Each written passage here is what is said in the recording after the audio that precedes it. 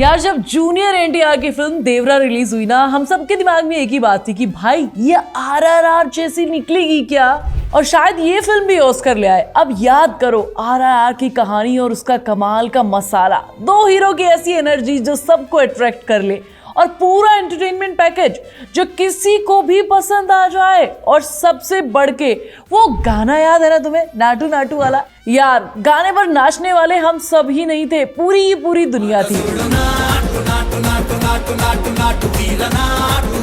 लेकिन गाने कोई ऐसे मिले नहीं जो इस फिल्म के आने से पहले इसकी कुछ हाइप बना सके।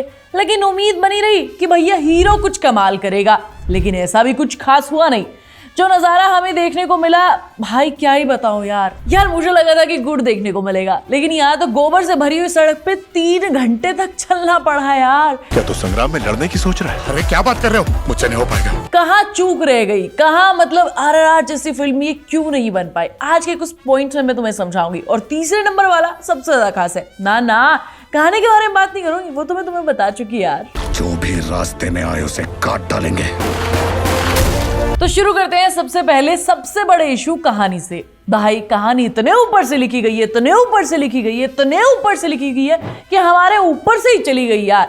तुम इसे 10 बार भी देख लोगे ना तो भी तुम्हें समझ में नहीं आने वाली कि भैया कि आखिर हो क्या रहा है, ये चल क्या रहा है और क्यों हो रहा है। ये सबसे बड़ा सवाल तो ये है। और भाई जितने भी तगड़े वीएफएक्स ले आओ ऑस्कर लेवल के, जो भी लेवल का काम कर लो, कुछ नहीं होने वाला। खैर भैया इसमें तो वीएफएक्स भी नहीं थे, इसमें इतने ही लेवल के वीएफएक्स है जितना मेरे पीछे एक क्रोमा। सारी की सारी चीजें नकली लग रही थी। अब तुम स्टंट डाल दो फिल्म में, फिल्म नहीं चलेगी। आरआरआर में भीम और राम की कहानी, दोस्ती और बलिदान की कहानी थी।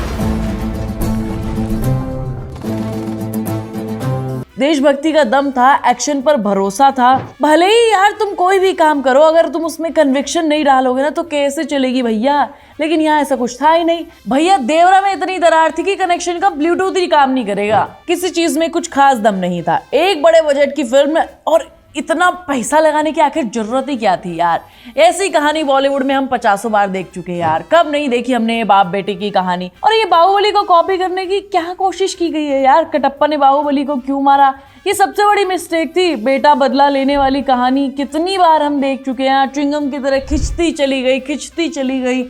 थोड़ा शॉर्ट में निपटा देते यार। 3 घंटे चलाइए भैया, ये 3 घंटे हमने बर्दाश्त किया है। अगर इस डर को पार करके समंदर पे गलत काम करने कोई उतरा। और भैया ये तो पहला पार्ट था, इसके और भी पार्ट आएंगे। भाई आपको पार्ट में कहानी तब बनानी चाहिए जब आपके पास कल्कि जैसी कहानी हो या फिर बाहुबली जैसी कहानी हो। इसके अलावा ना कोशिश करें आपकी आप पार्ट्स में कहानी बनाएं। जब तक तुम मेरे साथ हो मुझे मारने वाला पैदा नहीं हुआ मामा। कहानी सबसे बड़ी मिस्टेक है। ना तो उसमें इमोशनल कनेक्शन है, ना कुछ है, ना आप किसी हीरो के साथ ना विलन के साथ, कहीं पर कोई कनेक्शन नहीं बिठा पाओगे। और दूसरी सबसे बड़ी जो रिस्पॉन्सिबिलिटी थी वो थी डायरेक्टर साहब की। अब आरआरआर को किसी ने डायरेक्ट किया, राजामौली साहब ने। भाई क्या कमाल का डायरेक्शन था उनका। मतलब डायरेक्शन के मामले में ना राजामौली को कोई पछाड़ ही नहीं सकता। राजामौली का नाम लेते ही मेरे दिमाग में बाहुबली भी याद आती है और हर एक सीन याद आता है कि किस तरीके से, किस परफेक्शन के साथ हर एक सीन को एकदम परफेक्ट बनाया गया था। इतना बढ़िया कि आंखें कहती हैं कि देखते रहो देखते रहो देखते रहो।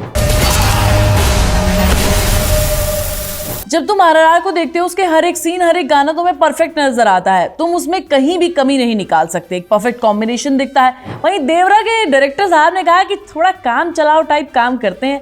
सीन में फ्लो है, एक्शन है क्या नहीं है, कैरेक्टर्स कितना काम कर रहे हैं नहीं कर रहे हैं, कितना एक्सप्रेशन दे रहे हैं, किसी चीज़ पर कोई ध्यान नहीं दिया गया। इनफैक्ट मैंने कुछ अपने वीडियो में भी तुम्हें बताया था कि भैया सारे के सारे जो एक्शन सीक्वेंस है वो भी बहुत फर्जी टाइप लग रहे हैं और ये डायरेक्शन की सबसे बड़ी कमी है।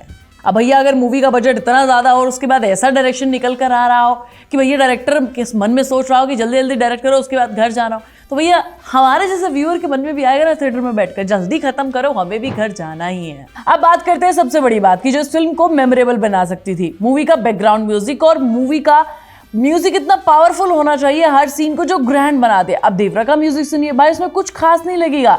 मतलब फिल्म के गाने की स्पीड पकड़ने की बजाय वो फिल्म को और ज्यादा स्लो कर देता है। नाटू नाटू एक मास्टरपीस निकल कर आया था हमारे सामने आरआरआर से। तो भाई सोचो कि कितना इम्पैक्ट डालता है जब अच्छा म्यूजिक ना हो मूवी पर, और जब अच्छा म्यूजिक हो तो वो किस तरीके से आपको ऑस्कर भी दिला सकता है।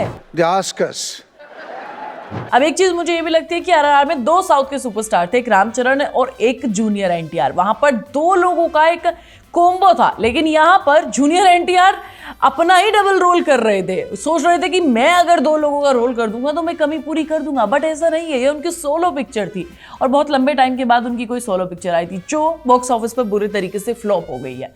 भाई ये कुछ रीजंस थे, ये भी एक रीजन है जो भी मैंने तुम्हें बताया, जिसकी वजह से मूवी आरआरआर जैसा बॉक्स ऑफिस पर कमाल नहीं कर पाई।